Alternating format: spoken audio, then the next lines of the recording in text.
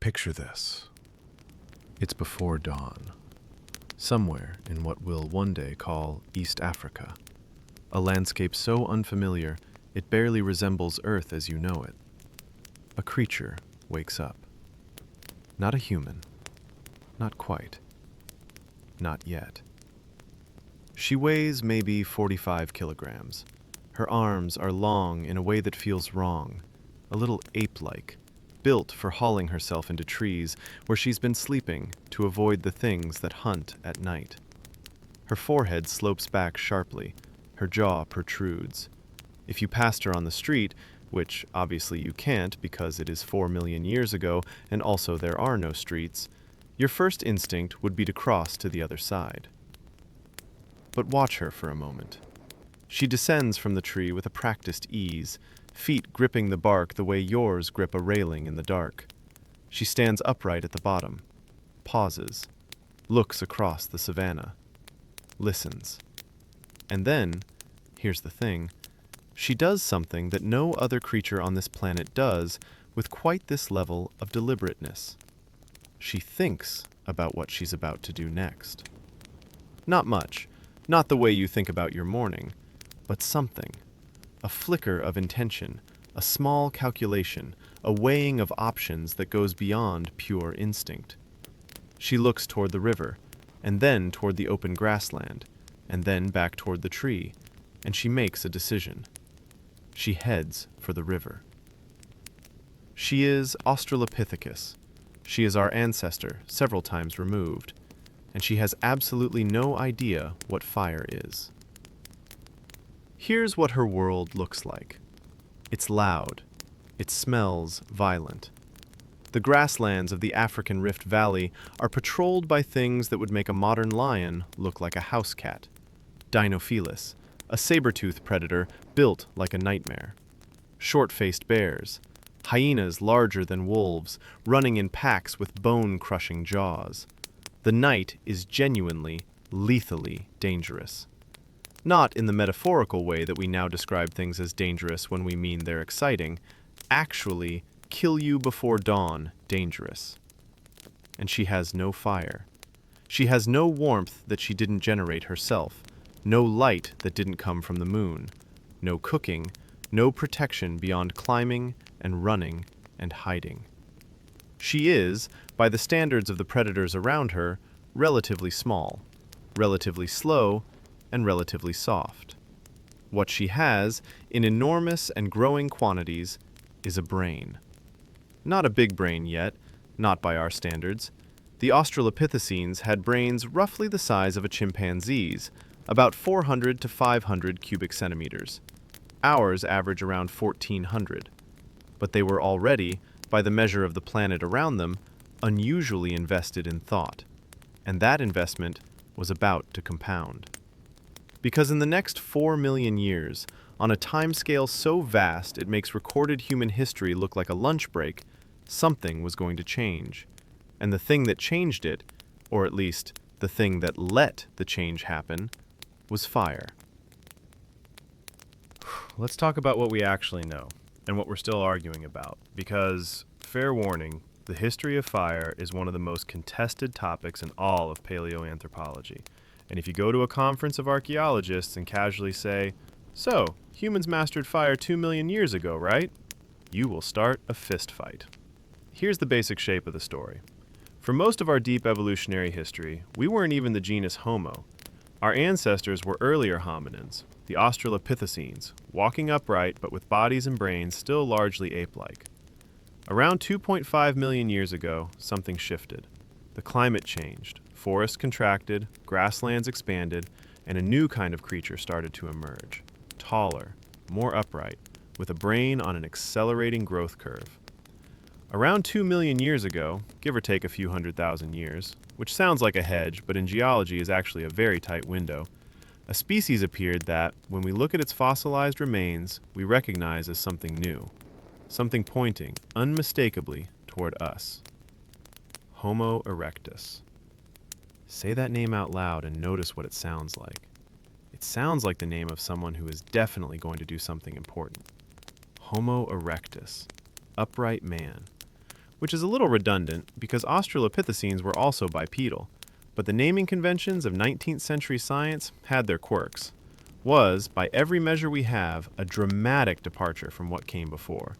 The brain was larger, somewhere between 600 and 1100 cubic centimeters, depending on the individual and the time period, growing substantially over the 1.5 million years or so that the species existed.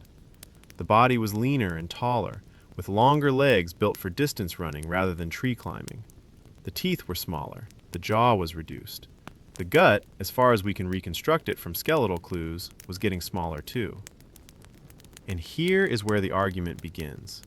Because those changes, especially the smaller jaw, the smaller gut, and the larger brain, are precisely what you would expect if an animal had recently changed its diet from raw food to cooked food.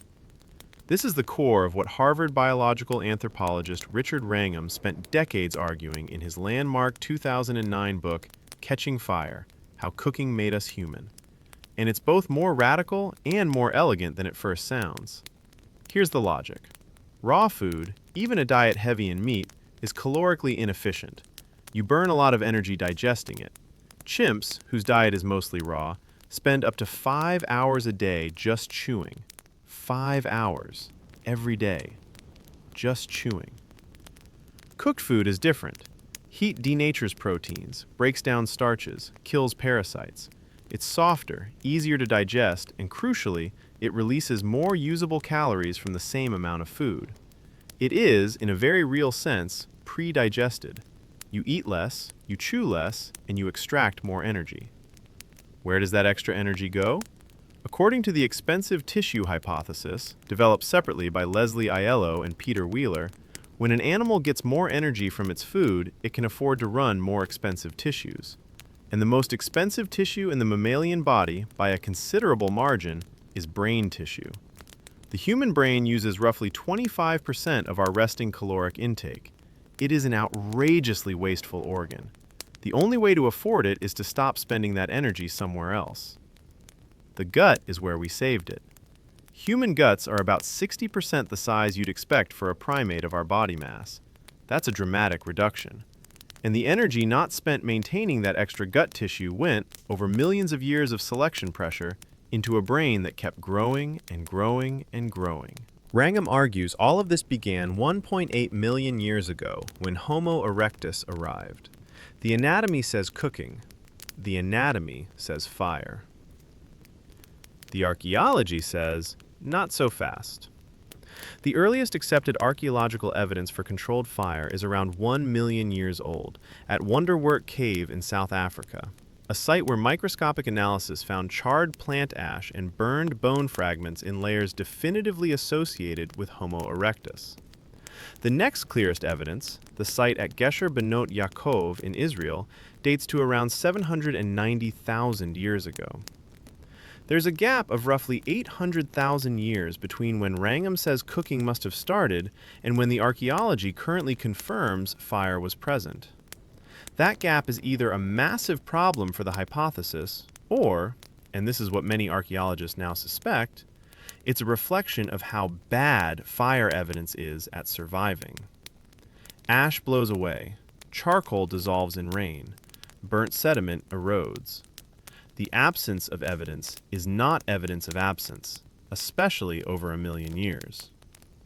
And this is before we even get to the bigger question, which is not when hominins first controlled fire, but when they first encountered it. Because those are two completely different events, separated by a span of time that may have been enormous. Let's rewind. Before any hominin ever crouched over a controlled flame, before any deliberate spark, before any understood technique of fire keeping, fire existed. Fire happened all the time, everywhere, entirely without human assistance. Lightning struck dry grass and grasslands burned. Volcanic activity ignited forests. The African savanna, in particular, was a landscape that experienced fire regularly, not occasionally, not rarely, but as a normal feature of the ecosystem, built into the rhythm of the seasons the way rain was built in. These were the first fires any early human would have known, not as something useful, as something terrifying. Put yourself in the body of a hominin on the African savanna 2 million years ago. A thunderstorm rolls in. The lightning strikes. You smell it before you see it. That sharp, electric tang of ozone. And then, rising behind it, the heavy, sweet, alien smell of smoke. And then you see the fire. A wall of orange and yellow running along the grass line, moving faster than you'd like.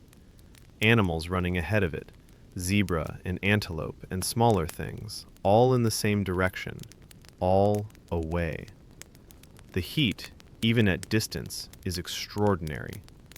The noise, the crackle and hiss and occasional boom of an exploding trunk is genuinely terrifying in a way that operates below language. What does a hominid do? The same thing every other animal does. It runs. But maybe, it doesn't run quite as fast. Maybe it stops on a ridge and looks back. Maybe, once the fire has passed and the plain is black and still smoking, it comes back down to the ashen ground. Not yet to use it, just to look. Because there's something else in the aftermath of a wildfire that an opportunistic, large-brained, extremely hungry hominid might notice. The animals that didn't make it out.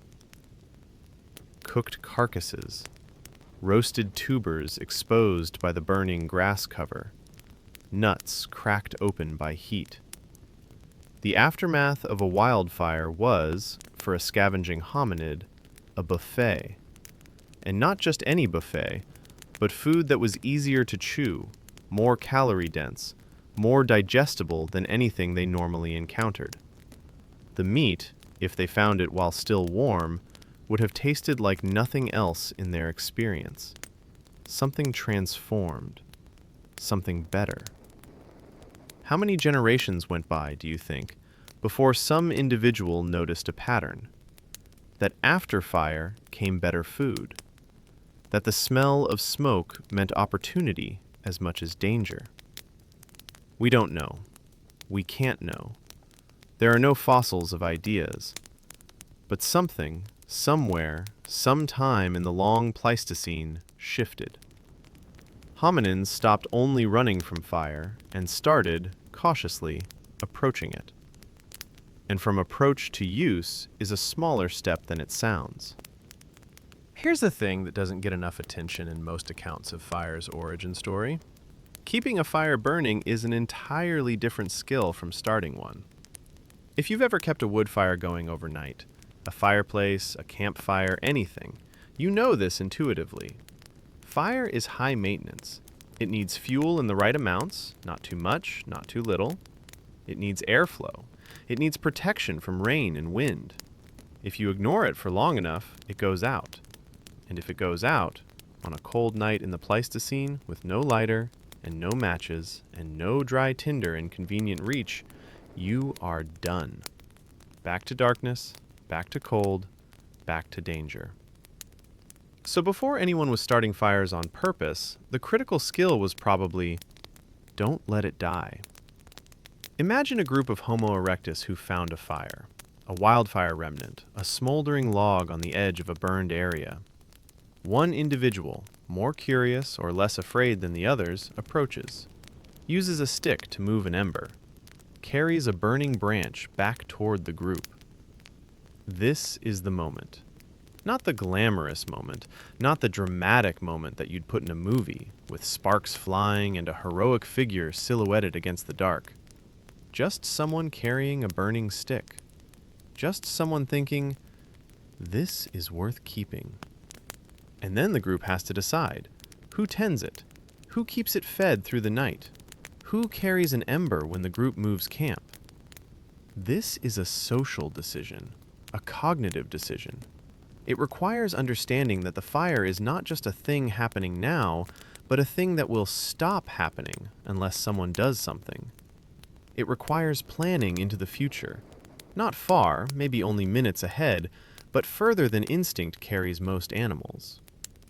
At Wonderwerk Cave in South Africa a million years ago, somebody was doing exactly this. The evidence is in the soil itself. Layers of microscopic ash, burned plant material, and charred bone at such specific depths and in such specific patterns that the investigators were certain this was not occasional natural fire. This was repeated use in the same space over extended time. This was tending. The analysis, published in 2012, came from Francesco Berna and his colleagues at Boston University. They used a technique called micromorphology, essentially reading the geology of the cave floor layer by layer at microscopic scale. And what they found convinced the team that hominins were not just encountering fire at Wonderwerk, but managing it, returning to it, relying on it. The analysis pushes the timing for the human use of fire back by 300,000 years, said University of Toronto anthropologist Michael Chazan, co-director of the project, suggesting that human ancestors as early as Homo erectus may have begun using fire as part of their way of life. As part of their way of life. Not a one-time event.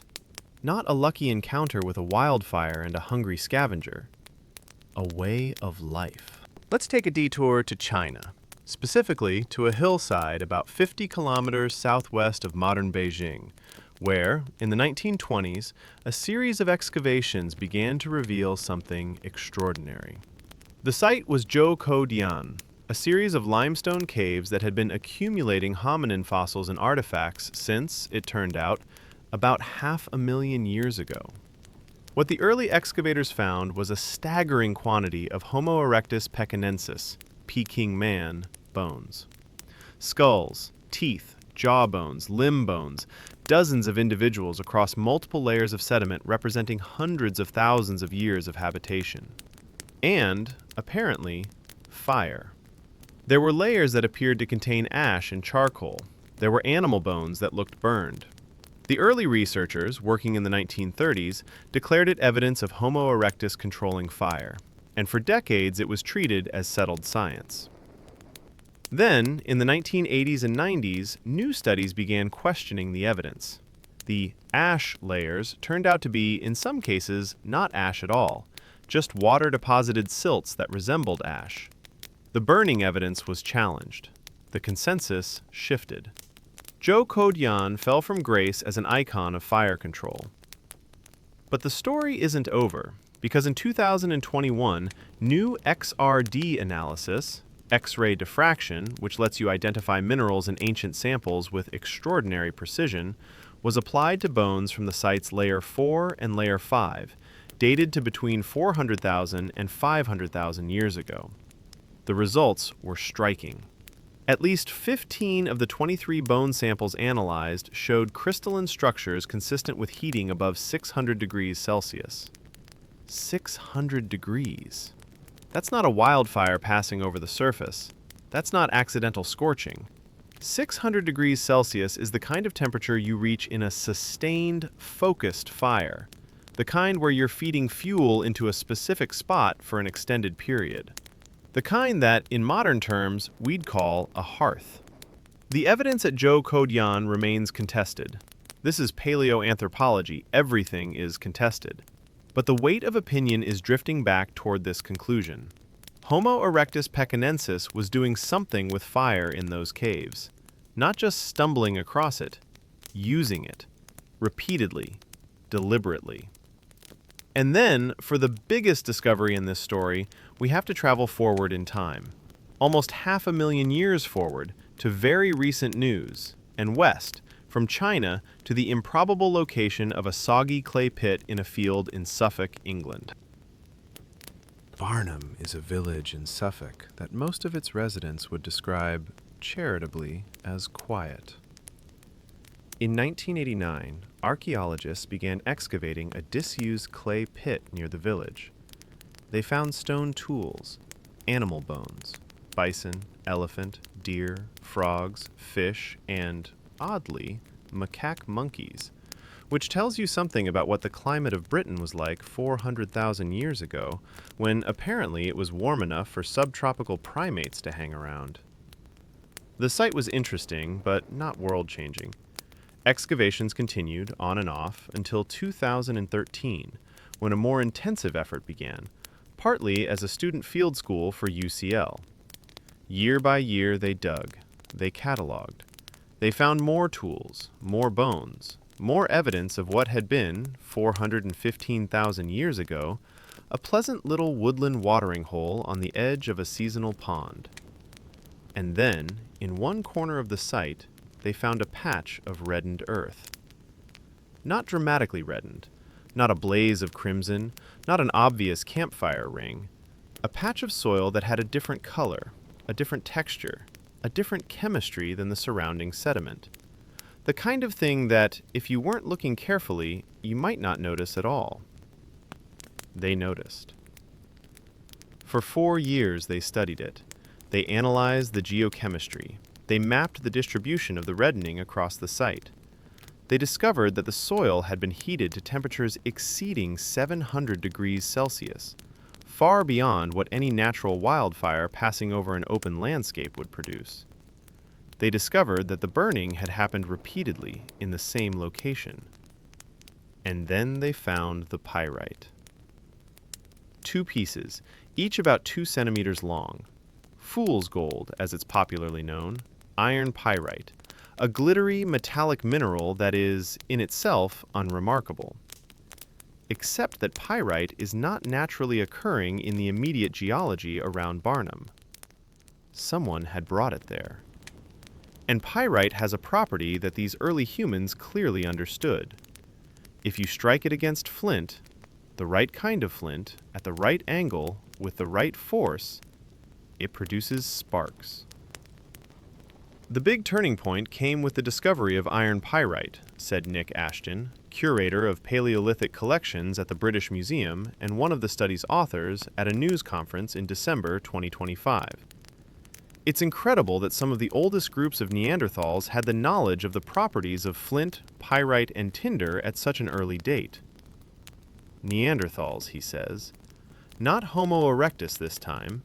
By 400,000 years ago, in what is now Britain, the hominins in question were probably early Neanderthals, based on related fossil evidence from Swanscombe in Kent and Atapuerca in Spain. But here's what matters for our story. The previous oldest known evidence of deliberate fire-making, not just fire-using, was dated to 50,000 years ago in northern France. Previous. Past tense. The Barnum discovery, published in Nature in December 2025, pushes that back 350,000 years. 350,000 years earlier than we thought. Someone was crouching in what would one day be Suffolk, striking fool's gold against a piece of flint, coaxing sparks into tinder, building a fire from nothing, because they understood, somehow at 400,000 years ago, how to make something from almost nothing. For me, it's by far the most significant discovery of my career, Ashton said, with the kind of quiet certainty you only hear from someone who has been looking for something for 40 years and finally found it. I want you to sit with that for a moment. 400,000 years ago, in what is now Suffolk, someone sat down with 2 stones and made fire. The agricultural revolution was about 12,000 years ago. The invention of writing was about 5,000 years ago. Rome, at its height, was about 2,000 years ago. The entire span of what we call human civilization, from the first city to the last smartphone, is about 12,000 years. The Barnum firemakers were sitting in Suffolk 400,000 years ago. We are, on the scale of fire's history, very, very new. Let's talk about the practical problem for a moment. Because it's easy to say they struck pyrite against flint and not fully appreciate how hard that is and what it means cognitively for someone to figure it out. Making fire from scratch, real fire, with no accelerants, no matches, no lighters, requires the mastery of several distinct skills in a specific sequence. First, you need fuel. Not just any fuel, dry fuel. Sufficiently dry tinder, fine plant fibers, dried fungi, powdered wood, certain mosses. The moisture content has to be low. You can't learn this without extensive experimentation and probably a lot of failure. Second, you need an ignition source. At Barnum, this was the pyrite and flint method. The sparks produced by striking iron pyrite against chert or flint burn at around 800 to 1000 degrees Celsius, hot enough to ignite a prepared tinder bundle. But you have to know that specific combination works. You have to have experimented enough to discover it. You have to have the cognitive flexibility to move from the observation, this produces sparks, to the inference, sparks can start fires, to the action, I will deliberately produce sparks in order to deliberately start a fire. That's not a trivial chain of reasoning. That's abstract thinking. Third, you need to catch the spark in the tinder and nurse it from a glowing coal into an open flame. This is genuinely difficult. The spark hits the tinder and you have, roughly, 10 seconds of patient, careful breath, not too much air, not too little, to coax it into sustaining combustion. Too much and you blow it out. Too little and it dies from lack of oxygen. Then you have to build the fire correctly. A structure of progressively larger fuel, from fine tinder to small kindling to larger sticks to logs, in the right order, so that each layer catches from the one below it before you add more weight and smother it. Every single step of this process has to be learned, taught, practiced, passed on. And that transmission, the teaching of fire-making from one individual to another across generations, is, in many ways, the most remarkable part of the story. Because it means that at Barnum, 400,000 years ago, this wasn't one genius discovering a fluke. This was a community that had accumulated knowledge over time and was actively teaching it to new members. This is culture. Imperfect, pre-linguistic, practically transmitted, but culture. The idea lived in human hands long before it lived in human language. Let's come back to the body, because this is where the story of fire becomes the story of us in the most literal sense possible. When Homo erectus appeared roughly 1.8 million years ago, the archaeological record of controlled fire was, as we've established, nearly non-existent for the time period. But the bodies tell a story that the caves don't. Smaller jaws, smaller teeth, a gut architecture consistent with softer, more digestible food, a brain nearly 3 times larger than any predecessor. These changes don't happen without a reason. Evolution doesn't invest in expensive tissue, a huge calorie-hungry brain, unless there's a reliable caloric surplus to fund it. Wrangham's argument is essentially, the body is the evidence. The archaeology of fire may be fragmentary, but the human skeleton is an archaeological record too, and it's telling us something happened to our diet around 1.8 million years ago that made us more human and less ape. Here's how the math works. A chimpanzee eats mostly raw plant material, fruit, leaves, some insects, occasional meat. To extract enough energy from this food, it has to spend an enormous amount of time chewing and an enormous amount of energy digesting. The gut is large, proportionally much larger than ours, because it needs to be. And the brain is small, proportionally much smaller than ours, because it has to be. The two are in a trade-off. Now introduce cooking. Cooked starchy tubers, potatoes, yams, roots, release 2 to 3 times more usable calories than raw versions of the same food. Cooked meat is similarly transformed. Proteins denature, fats render, connective tissue breaks down. A meal that requires hours of chewing raw might require minutes cooked, and the caloric yield goes up sharply. Wrangham estimated that the introduction of cooking could have increased usable energy intake by 30 to 50% without any increase in the amount of food consumed. That's an enormous surplus, an evolutionary windfall. Where did that windfall go? Into the brain, into the reduction of the metabolically expensive gut, into the cognitive and social complexity that made Homo erectus, and later Homo sapiens, the most consequential species this planet has ever produced. There's a sentence in Wrangham's book that I keep coming back to. He writes that cooking is not just something humans do, it's something humans are. We are the cooked animal. Our bodies have evolved around the assumption of fire. If you try to feed a modern human entirely on raw food, they can survive, but they typically lose weight, have difficulty reproducing, and cannot sustain the caloric demands of normal activity indefinitely. We are, at a biological level, committed to fire in a way that no other species is.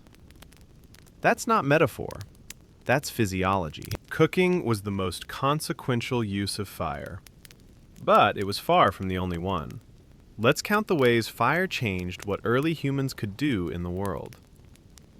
Protection from predators. This one is almost too obvious to state, but its significance is hard to overstate. The major predators of early hominins, the dinophiles we met in Chapter 1, leopards, lions, hyenas, are overwhelmingly crepuscular or nocturnal.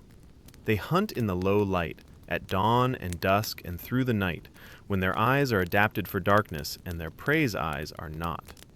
A fire at the center of a camp fundamentally changes that calculus. Firelight extends visibility. It creates a zone of safety that persists through the night.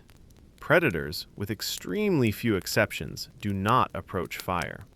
The campfire was the first home security system. Warmth and geographic expansion. Without fire, hominins were essentially confined to tropical and subtropical climates. With fire, everything changed. You can sleep in a cave on a cold night in what is now Europe if you have a hearth. You can survive a winter if you can maintain warmth. The colonization of the temperate world, and eventually of the subarctic, and ultimately of every landmass except Antarctica, was made possible by fire. Every human being who has ever lived north of about 40 degrees latitude is there because someone figured out how to keep a fire burning through a cold night. Tool making. This is underappreciated. Fire was not just used alongside tools, it was used to make better tools. Heating flint and chert before knapping changes the crystalline structure of the rock, making it easier to shape and sharper at the edge. Fire-hardened wooden spears, evidence of which exists from several Paleolithic sites, were more durable and kept a sharper point. Fire was, in a meaningful sense, the first industrial technology. Landscape management. Deliberate burning of vegetation to drive prey, to clear land, to encourage the growth of edible plants. There is evidence from multiple Pleistocene sites that hominins were intentionally burning landscapes as a hunting strategy. This is ecosystem engineering. This is humans reshaping the environment to suit their needs rather than shaping their behavior to suit the environment. It's a flip that, once made, never reverses. And then there is the social use of fire, which is, in many ways, the most extraordinary of all. I want you to try something. Imagine the last time you sat around a fire, maybe a bonfire at the beach, a fireplace in winter, a campfire in the mountains. You and a few people, the fire between you. What happened to the conversation? If you've had this experience, and most people have at some level, you know what I mean. Something changes. The conversation that was, in the daylight, about logistics and errands and practical things becomes something else. Slower, more personal. People say things they wouldn't say in a brightly lit room. The darkness on all sides becomes not a danger, but a boundary, a wall of intimacy that contains the group. Time works differently. An hour passes and nobody checked their phone, or whatever the Pleistocene equivalent was, which I suppose is, nobody startled at a noise. This is not nostalgia. This is not romantic projection onto an ancient past. There is scientific evidence, hard-edged, fieldwork-based anthropological evidence, that this experience is deep and old and has been doing something important to us for a very long time. University of Utah anthropologist Polly Wiesner spent years among the Jew/Hoansi, or Kung, people of the Kalahari, one of the world's remaining hunter-gatherer societies. She recorded their conversations during the day and at night, cataloged them, and published her findings in 2014 in the Proceedings of the National Academy of Sciences. The results were striking. During the day, about a third of conversations were about economic issues, hunting strategies, foraging plans, resource management. Another third covered complaints, criticisms, and social grievances. The practical stuff, the necessary stuff, the stuff that keeps a small group of people alive. At night, around the fire, the proportions inverted completely. More than 80% of nighttime conversations were storytelling. Not stories about the immediate practical world, not "where did you find the tubers?" or "the lion is in the northern valley," but stories about people who weren't present. Stories about ancestors. Stories that placed the group within a larger web of relationships, real and spiritual. Stories that, in Wiesner's telling, did something that daytime conversation didn't do. They built the imagination. There is something about fire in the middle of the darkness that bonds, mellows, and also excites people, Wiesner wrote. It's intimate. Nighttime around a fire is universally time for bonding, for telling social information, for entertaining, for a lot of shared emotions. And then she says the thing that makes this more than an observation about present-day hunter-gatherers. For 99% of our evolution, this is how our ancestors lived. Here's a number. 4 hours. That's roughly how much time fire added to the useful day of early hominids. Think about how that works. Without fire, the hours after sunset are basically useless. Most primates retreat to their sleeping spots, in trees, in rock shelters, as soon as light fails, because their night vision is poor and the major predator's night vision is excellent. Darkness is dangerous. Darkness is downtime. Fire changes the calculation. With a central fire, you have light, you have warmth, you have protection. The darkness on the perimeter stops being an existential threat and becomes simply the backdrop to something entirely new. Evening. As a concept, as a category of human experience, evening didn't exist before fire. There was day, when you worked, and there was night, when you hid. Fire invented the space between them, a liminal time that was safe enough to relax in, dark enough to feel different from day, warm enough to sit still. And in that space, humans did something they couldn't easily do in the daylight. They talked. Not about food, not about predators, they talked about people who weren't there. They told stories about ancestors, about faraway events, about beings that didn't physically exist. They began, in Wiesner's analysis, to construct what she calls virtual communities, networks of relationships and obligations and identities that extended beyond the physical boundaries of the immediate group. This is foundational to what makes us human. Non-human primates maintain social bonds with individuals they can see and touch and groom. Human beings maintain social bonds with individuals they've never met, in communities that exist partly in imagination, in memory, in story. Your relationship with your national identity, with your religious tradition, with the history of your family, with friends in other cities, these are all virtual in the sense that they exist primarily in minds, not in physical proximity. Where did that capacity come from? From the campfire, Wiesner argues. From the 4 extra hours of darkness, when the agenda of the day was set aside and the imagination took over. Such regular interactions, she writes, date back at least 400,000 years.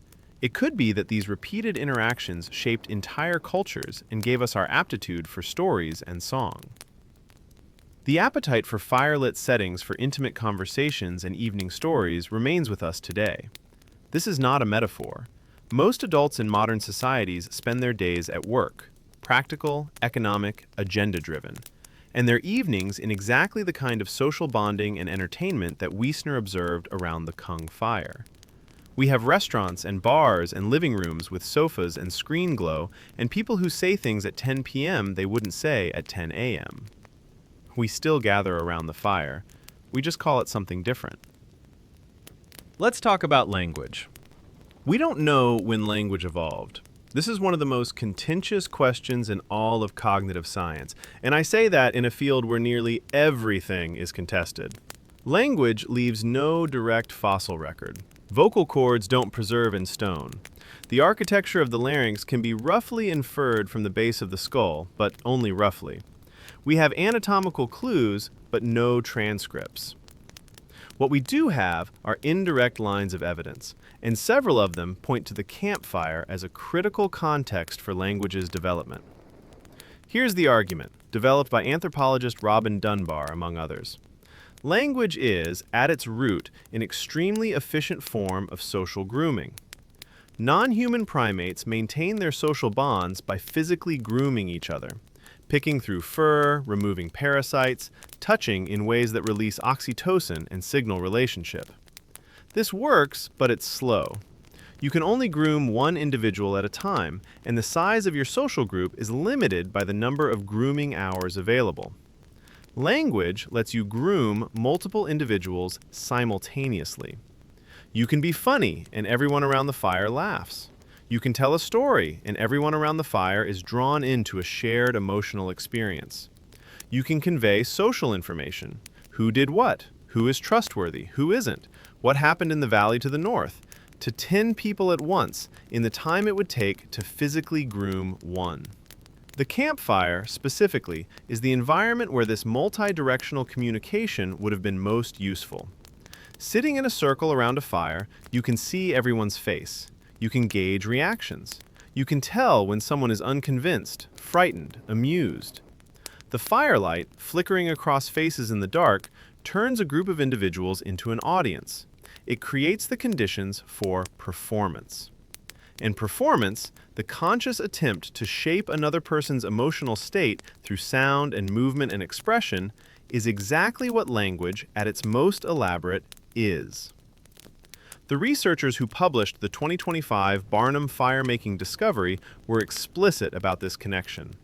Rob Davis, a Paleolithic archaeologist at the British Museum, said at the news briefing, "By having fire, it provides this kind of intense socialization time after dusk. And that's going to be a really important thing for other developments, like the development of language, development of storytelling, early belief systems. And these could have played a critical part in maintaining social relationships over bigger distances or within more complex social groups." 400,000 years ago, early Neanderthals, in what is now a field in Suffolk. Sitting around a fire they made themselves, talking. Let me stop here and address the Neanderthal question directly, because it complicates the story in ways that are actually more interesting than the simple version.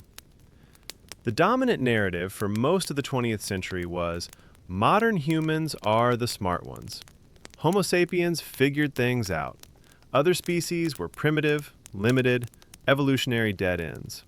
The Neanderthals, in particular, were long portrayed as brutish, dim, barely hanging on until we arrived and replaced them. That narrative is comprehensively wrong, and fire is one of the pieces of evidence that dismantles it. Neanderthals buried their dead. They created art, ochre pigment, eagle feathers worn as decoration, perforated shells that appear to have been worn as jewelry. They had brains as large as ours in absolute terms, and now, we know, they were making fire on demand 400,000 years ago. Neanderthals are fully human, Chris Stringer said at the Barnum announcement. They have complex behavior, they're adapting to new environments, and their brains are as large as ours. This matters for our story because it shifts the frame. The history of fire is not the history of US, of Homo sapiens, discovering something other species couldn't manage. It's the history of the genus Homo across multiple species, developing a relationship with fire over nearly 2 million years. Homo erectus using fire 1 million years ago. Early Neanderthals making fire 400,000 years ago. Homo sapiens eventually taking fire making and fire using to new levels of sophistication. And then, one of the stranger footnotes of the entire story, Neanderthals and Homo sapiens meeting, coexisting in some regions for thousands of years, interbreeding. Every non-African human alive today carries between 1 and 4% Neanderthal DNA, and ultimately, Neanderthals disappearing. The reasons for that disappearance are still debated. Climate change, disease, competition, possibly violence, possibly simply demographic pressure as the two populations had different reproductive rates. We don't know. But here is one more thing we know. The last Neanderthals to exist in the caves of southern Iberia around 40,000 years ago were doing so around fires they had made themselves. That final group, in the warmth of their hearths, eating cooked food, bonding in the firelight, they had that at least. They had that. There's a social dimension to fire that gets overlooked in the dramatic framing of discovery and brain size and evolutionary advantage. Fire, as a resource, is unusual. Most valuable resources in nature are exclusive. If I eat the fruit, you can't eat it. If I hold the territory, you can't hold it. The logic of survival, for most of evolutionary history, is fundamentally competitive. What I have, you lack. Fire is not like that. A fire shared with another individual doesn't diminish. It doesn't become less warm, less bright, less protective because you sit next to it. In fact, a larger group around the fire is collectively safer. More eyes watching the darkness, more bodies discouraging predators, more hands available if something goes wrong. Fire, unlike food or territory, benefits from being shared. This might be trivial if it were only true of fire. But what fire created, the social gathering, the evening of shared warmth and shared story, was an environment where other forms of sharing became normal and beneficial. Sharing information about food sources, sharing child rearing, sharing the care of sick or injured group members, sharing knowledge of tool making, sharing songs and stories, and eventually beliefs about the structure of the universe. The anthropologist Christopher Boehm has argued that the egalitarian social structure of hunter-gatherer societies, strikingly egalitarian compared to almost every other primate social structure, which tend toward hierarchies enforced by physical dominance, was partly enabled by fire. Around a fire, physical dominance matters less. A larger, stronger individual cannot simply take the fire and leave. The fire belongs to the group. Its warmth is communal. Its protection is collective. Sitting around a fire every night for hundreds of thousands of years may have selected for individuals and groups that were better at cooperation. Not as a moral choice, but as a survival advantage. The most cooperative groups, the ones that shared information, divided labor efficiently, resolved conflicts without constant violence, survived better. The campfire was not just a social setting. It was a selection environment. There's a sentence from Wiesner's research that I keep thinking about. Whereas time structures interactions by day because of economic exigencies, by night, social interactions structure time and often continue until relationships are right. Until relationships are right. How many evenings in your life have ended with that sense? That something was resolved or cemented or understood that couldn't be quite said in the daylight. That a conversation that started at 10 and somehow ended at 2 in the morning arrived somewhere that was worth the hours. That's old. That's so old. Let me try to give you a sense of how foundational fire is to everything else. Not some things. Everything. Pottery. You can't make pottery without fire. The kilns that fired the first clay vessels, essential for storing food, for carrying water, for cooking liquids, required sustained, controlled heat. No fire, no pottery. No pottery, no revolution in food storage. No revolution in food storage, different agricultural settlement patterns entirely. Metallurgy. Copper smelts at around 1,085 degrees Celsius. Bronze requires combining copper and tin, both at high temperature.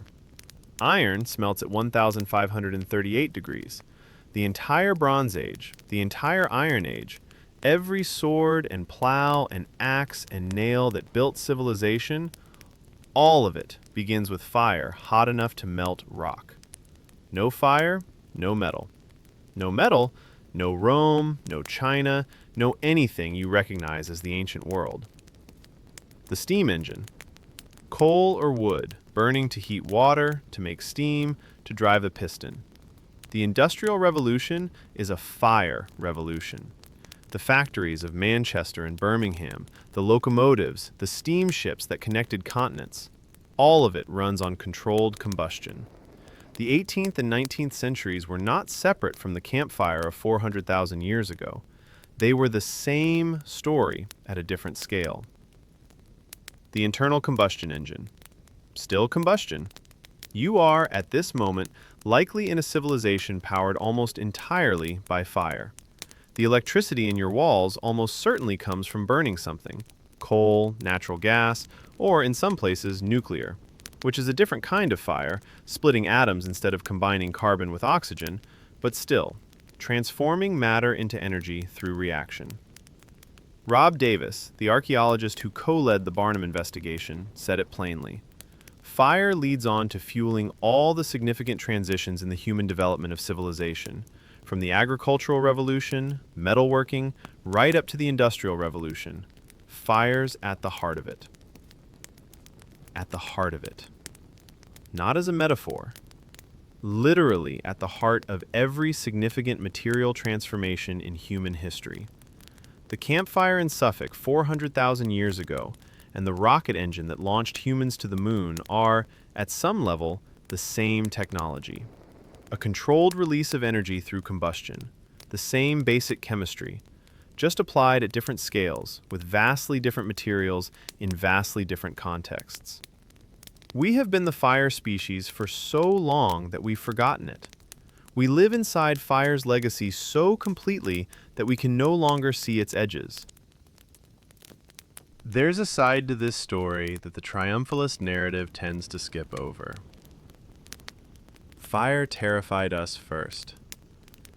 Before it cooked our food, fire burned the landscape. Before it warmed our shelters, it burned them. The same force that enabled civilization also destroyed it. Troy burned. Rome burned. London burned, twice, by accident and by bomb. Dresden burned. Hiroshima burned.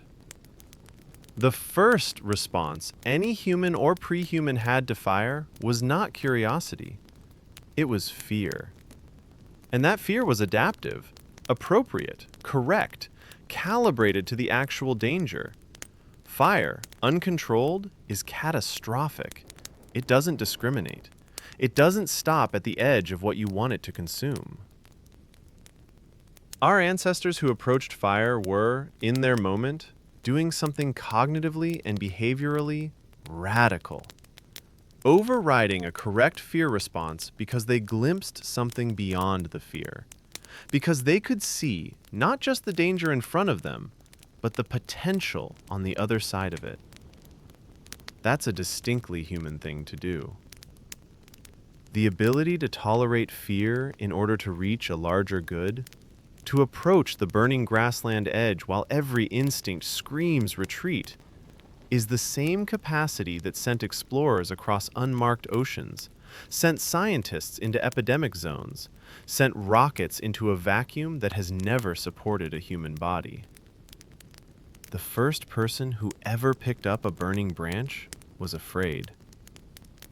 And they did it anyway. In almost every human culture on Earth, independent of each other, the origin of fire is a story about theft. Prometheus steals fire from the gods and gives it to humanity. He is punished eternally, chained to a rock, his liver eaten daily by an eagle, the liver growing back each night to be eaten again the next morning. This is what the Greeks thought the cost of fire was, an infinite punishment.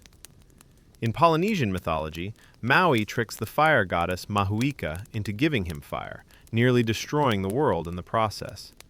In various indigenous North American traditions, fire is brought by a trickster figure, coyote, raven, who steals or tricks it from its original guardian.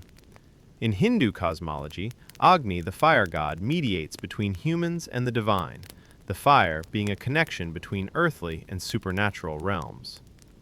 The theft motif is almost universal, and I don't think that's an accident. Fire, when you encounter it in nature, doesn't belong to you. Lightning belongs to the sky. Wildfire belongs to the land. The spark that starts a fire comes from a force you didn't control. Taking fire, capturing it, carrying it, keeping it, eventually making it yourself, is genuinely an act of appropriation. You are taking something that wasn't made for you and incorporating it into your life.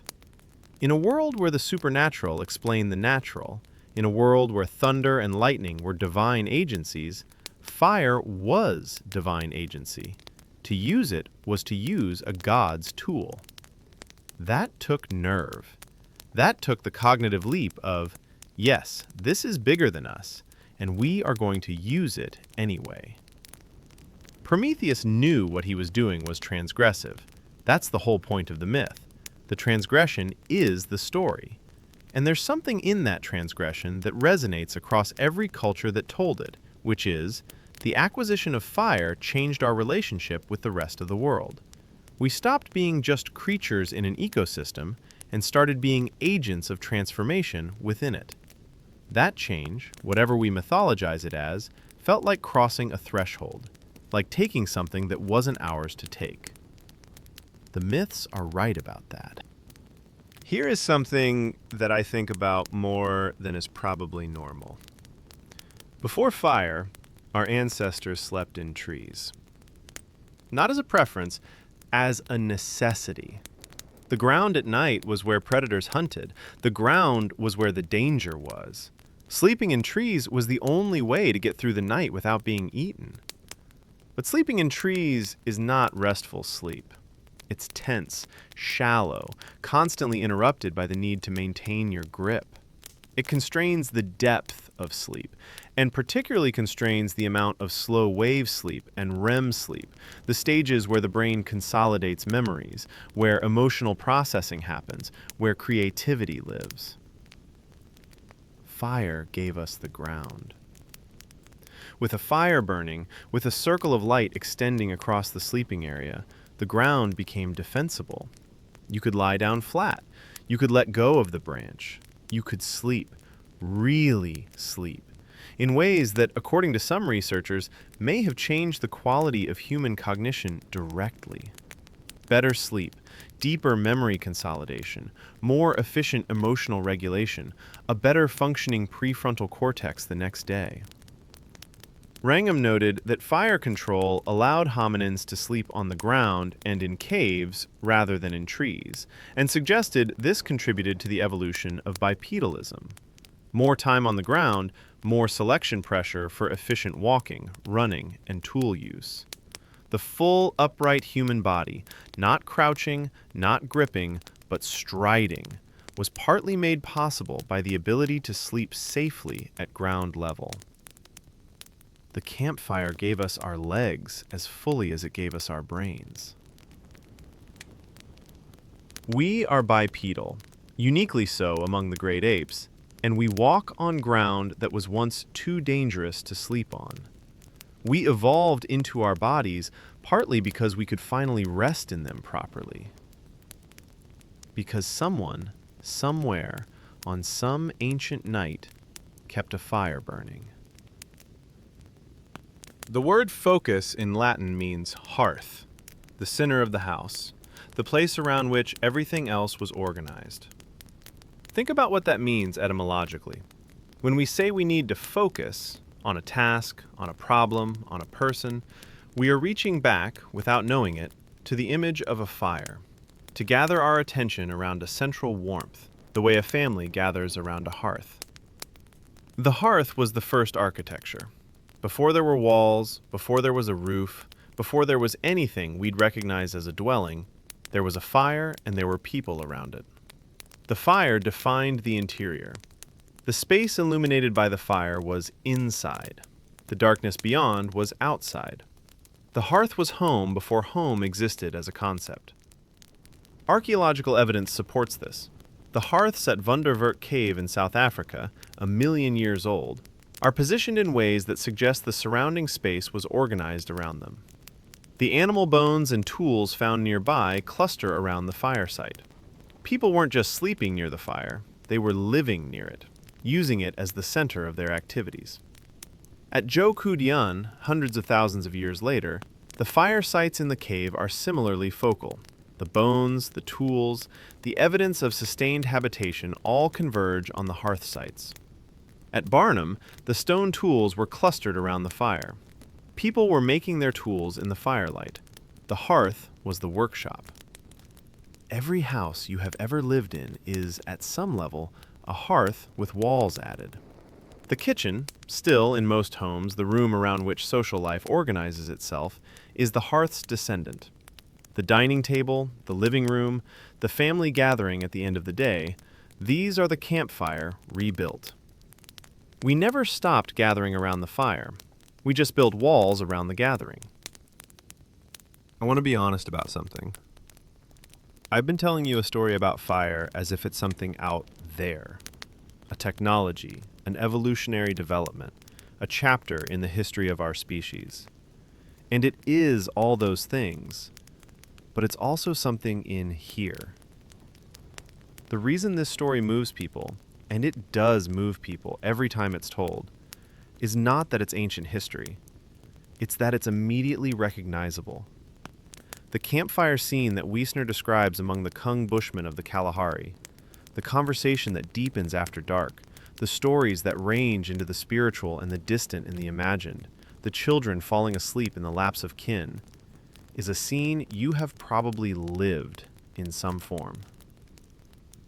You have sat around a fire at night. You have felt the quality of attention that firelight creates, the way it narrows the world to the faces nearest you, and the voices you can hear, and the warmth you can feel on your skin, the way time slows down, the way honesty becomes easier, because in the dark you can feel the presence of another person without having to perform for them. You have felt that. Most humans have. And here's the thing. The fact that you have felt it, that it's recognizable to you, that it produces a specific quality of emotional experience, is not an accident. It is not nostalgia exactly, or not only. It's a response that was built into you over hundreds of thousands of years of selection, in environments where the ability to bond deeply around a fire was the difference between isolation and community, between dying alone in the dark and surviving within a group that would care for you. Your emotional response to firelight is evolutionary hardware. It is ancient. It is the residue in your nervous system of all those nights. When you sit around a fire and feel that specific, unreasonable sense of belonging, that feeling that this is right, that this is where things should be, you are feeling something that was first felt by creatures who were not quite human yet, creatures who were becoming human, in part because of this. I want to end where we started the story's most recent chapter, in a field in Suffolk. Imagine Barnum, 400,000 years ago.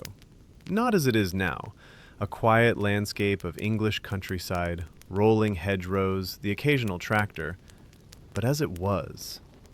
A woodland at the edge of a seasonal pond. Temperatures warm enough for macaque monkeys, elephants and lions and bison moving through the trees.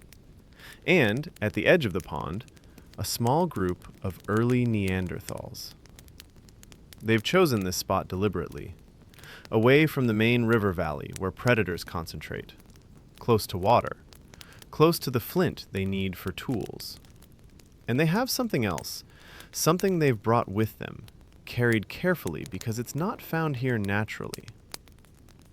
two small pieces of iron pyrite, each about 2 centimeters, dull, slightly metallic, unremarkable to look at.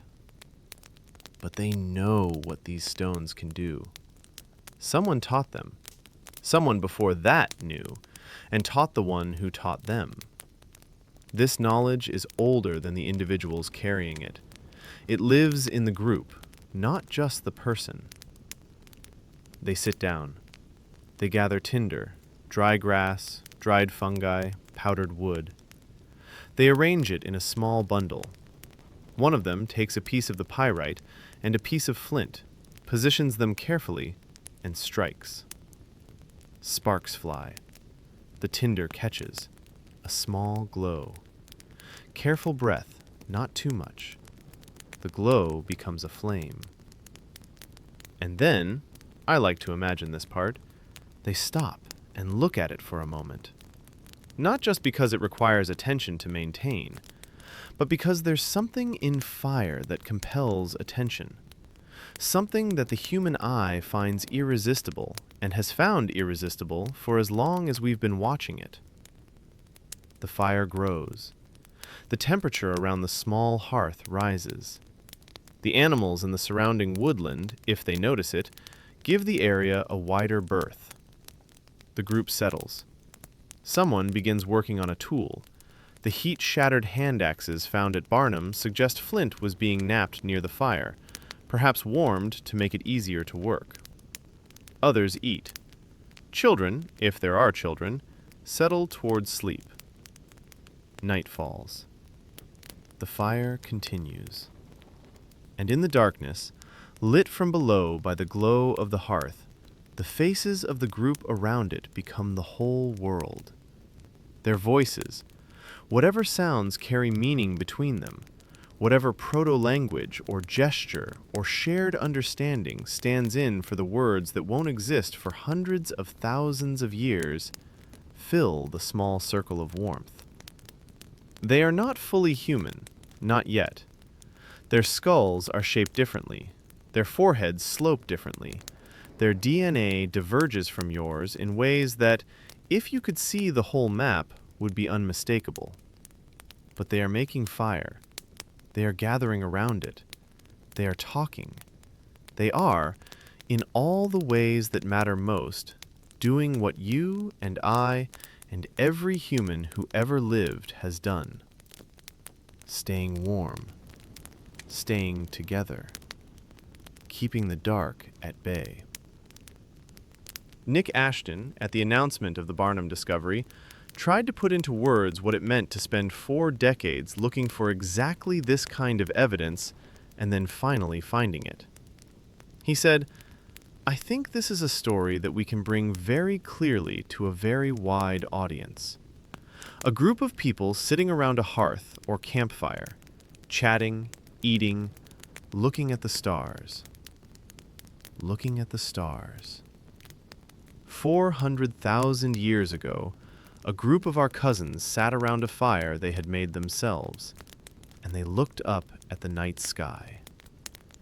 The stars were the same stars, the same patterns, the same distances, the same ancient light.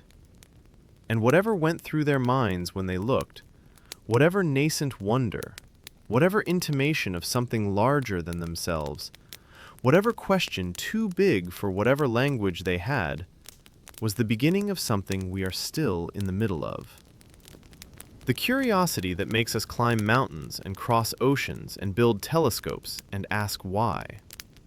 All of it starts here, in the dark, around a fire. Final coda. What fire tells us about ourselves.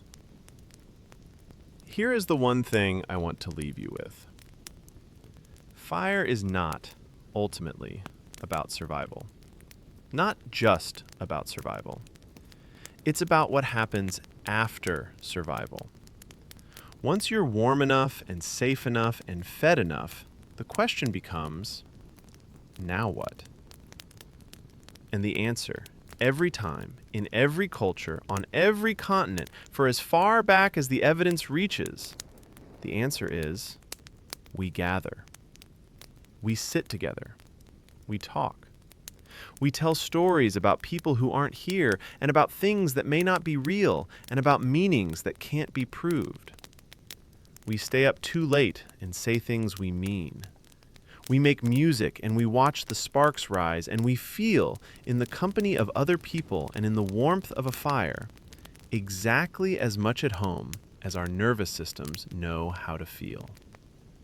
That impulse, the impulse toward gathering, toward story, toward connection, toward something beyond the merely practical, is, I think, the most important thing fire gave us. Not the calories, not the warmth, not even the protection from predators. The campfire. The specific human practice of gathering in the dark around a shared warmth and becoming, for a few hours, more to each other than animals surviving alongside each other. That is the fire that matters. And it has been burning, in one form or another, for longer than any stone tool, any cave painting, any written word. It is still burning now. You can still feel it.